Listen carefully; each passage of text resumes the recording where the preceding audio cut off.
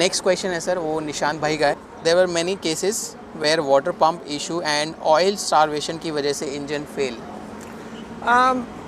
Technical question है साहब आपका, और ये शायद हर बाइक में हो सकता है। फॉर्चुनेटली मेरे साथ 15 साल में तो कभी हुआ नहीं कि R1 के अंदर ऐसा आया हुआ है। मेरे सर्कल में 3-4 R1s हैं इंडिया में, मैंने कभी ये सुना नहीं कि ऑयल स्टारवेशन हो रहा है। ऑयल स्टारवेशन के बहुत रीज़न्स हैं, मतलब सबसे ज़्यादा रीज़न तो है कि आपका जो ड्रेनेज बोल्ट है वहाँ से लीक होता जा रहा है, क्योंकि अगेन जो ड्रेनेज बोल्ट होता है और जो ऑयल पैन होता है वो एक एल्युमिनियम होता है। और जो ड्रेनेज बोल्ट लगता है वो स्टील का लगता है, तो स्टील जो है एल्युमिनियम को बहुत काटता है।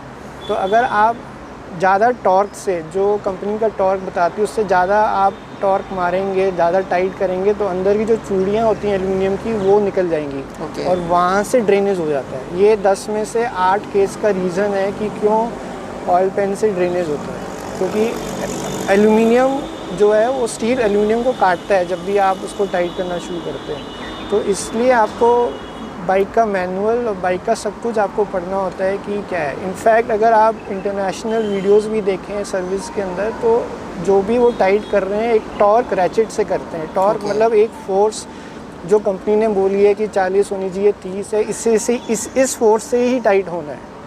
तो वो आपको मैनुअल पढ़ना ज़रूरी है। जैसे इसके अंदर जो स्क्रूज़ हैं ये सारे ये 90 डिग्री वाले हैं, ये आपको हाफ आपने उसको टर्न करना और ये लॉक हो जाता है। इसमें ये पूरा ऐसा घुमाने का नहीं है। तो इंजन ऑयल स्टारवेशन के बहुत रीज़न्स हैं, बट मेन रीज़न का यही है कि बोल्ट जो है वो ओवर टाइट हुआ, जिससे चूड़ियाँ फ्री हो गई और वहाँ पे जुगाड़ करके एपॉक्सी लगा के ये लगा के जो है वो काम किया गया।